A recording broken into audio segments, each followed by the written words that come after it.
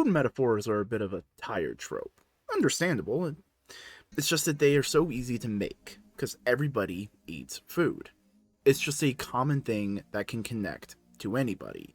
Do we use them too much? Yes. Too much of a simple, cheap thing is just not good for you. You need to take time on these kinds of things.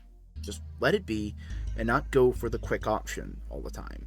Letting things stand is good. Captain America was created in the year 1940, a sort of preemptive bit of war propaganda by Jack Kirby and Joe Simon. He was created before America even stepped foot into World War II.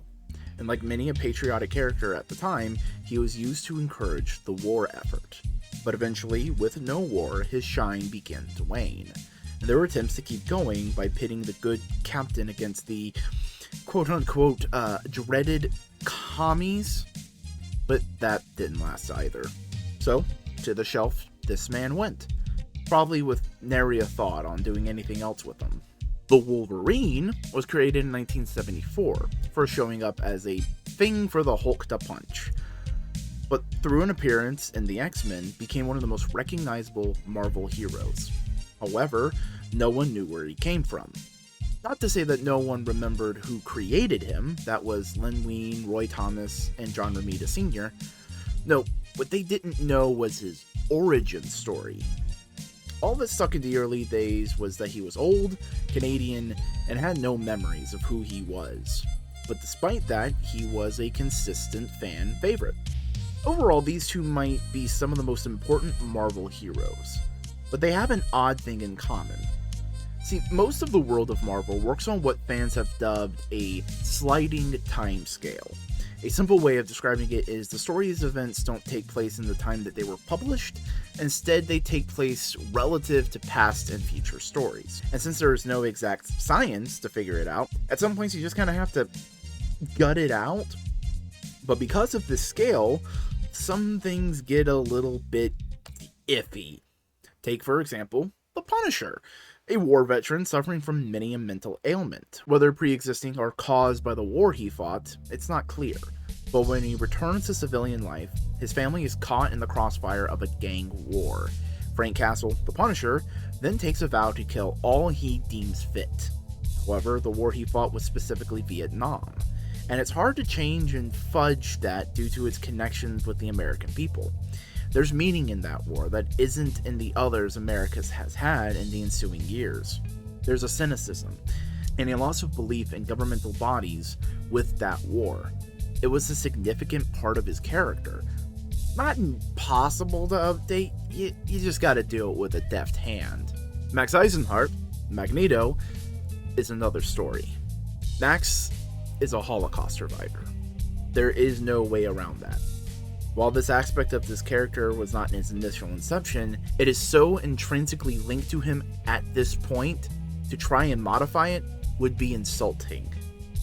But in that impactful origin, there is a minor problem. As time goes by, Magneto's age comes more and more into question. He was a teenager in the 40s, and now that we are well into the 21st century, it can be hard to see him as a threatening villain or believable hero with his old age.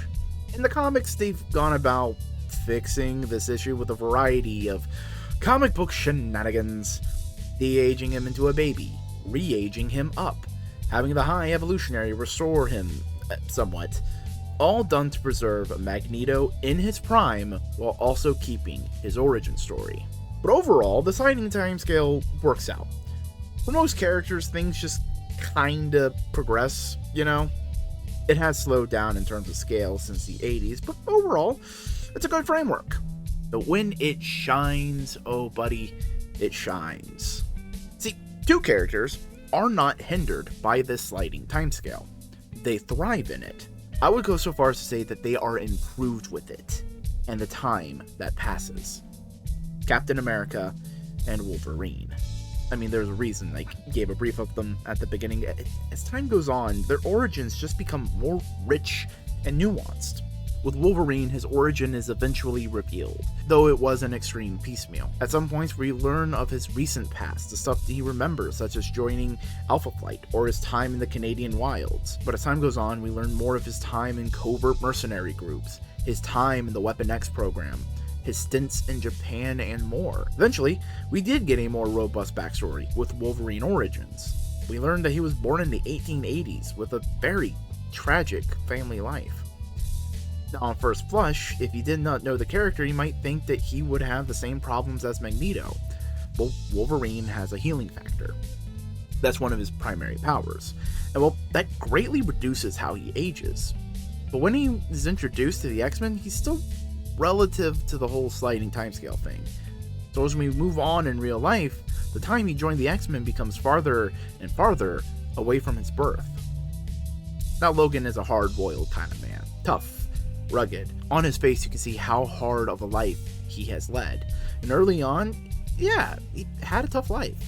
But as time moves on, you realize he has lived more and more of a life. All the more experiences, good times to be ripped from, tragedies, heartbreaks, and betrayals, just to pile up on one man. With the sliding timescale, it gets later and later when he joined the superhero community in a general sense. And in those early stories, he is rude, curt, not pleasant to be around.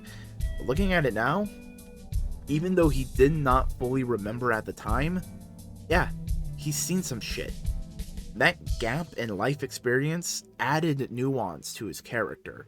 The longer Marvel Comics go on for, the longer a life Wolverine has to lead before he can find his found family. And to me, that's the important part of this. Logan can lead this harsh and unfair life, but we the audience know that he will find some peace. The amount of time he has to go through to get there gets longer, making these peaceful times all the sweeter. It also adds to why he can be so protective of these places he holds dear and the people he cares about.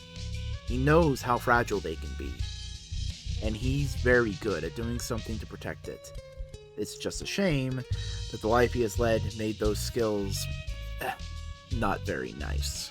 Captain America is another thing entirely. I think early on in the Avengers, Stan and Jack thought it might be a cool idea to just dust off the old Cap on the shelf and return him to the pages of comics. One slight problem. How? After World War II, Cap was used as anti-communist propaganda tool. Well, easy enough fix. They ignored it. Though Steve was retconned to have disappeared during World War II, after sacrificing himself to stop a rocket. Also, bonus, it gives a great reason to not have kids sidekicks in Marvel, as Bucky died in the same rocket event. This gives the whole world an internal tragedy as to why there is such an aversion. But when Captain America first reappears, it's only after a short 20 or so year nap. Yeah, a lot of time has passed, but still easy enough to figure out. But the times move forward, and with each year, when Cap wakes up, gets farther and farther away from when he went into the ice. It keeps going until, no matter when he wakes up now, the world he steps into is completely different. Any support network he had is gone. The life he had, the world he knew, it doesn't exist anymore. He has to readjust everything. It's heartbreaking. But Steve is a man who can deal with it. Does he deal with it well all the time? No, but he can and does try his hardest. In many an iteration, we see him adjust to the world brilliantly and step right back into being the hero he is. But his time displacement also showcases something more about his character. Steve Rogers is a man from the 30s and the 40s, a time rife with racism, sexism, and prejudice of any variety, but rarely do we see a moment of confusion at how this world has progressed. Best yet, we see him at wonder that the world has started to see others the way he sees them, as people to be helped and listened to. It can be a little old-fashioned of a wonder, but it shows just how good of a man he is, even if he does come from that time. As more time passes, the more this difference comes into sharper contrast. That gap of time becomes deeper, the more he has to adjust. But all the contrast can and has just been used to show what a good man does when they see change. Try their best to understand and keep being a good man. Two men who have stepped out of time. One, a mountain man from the wilds of Canada. The other a kid from Brooklyn, thrust into a world he does not recognize. Time is not kind to these men, though in different ways. Logan has to love it all, to see the things he loves slip through his fingers, to see and know the horrors of the world, while Steve almost gets to sidestep that. Unfortunately, he is a man who will look and learn, and the weight and all the tragedy will fall on his shoulders all at once. And as the sliding timescale grows, pushing us further and further away from their birth, the struggles they go through only strengthen who these characters are. You know, it is fitting. Over time, the writers have moved and changed some things. You know, retcon begets retcon. Though there is one I'm really happy kinda stuck. See, Steve Rogers served in World War II, and well, Logan is a warrior. So why wouldn't Wolverine join World War II? Fight the good fight. And Steve would see a good man, and they would work together. Through the happenstance of telephone storytelling, these men got one thing back: a brother in arms. Now time moves forward. More events can line up in Logan's past, and more time is created. Bucky, the sidekick of Captain America, is revealed to have not died, and has been around for years at this point. But no matter what, these two men can look each other in the eye, and they see each other. Men out of time.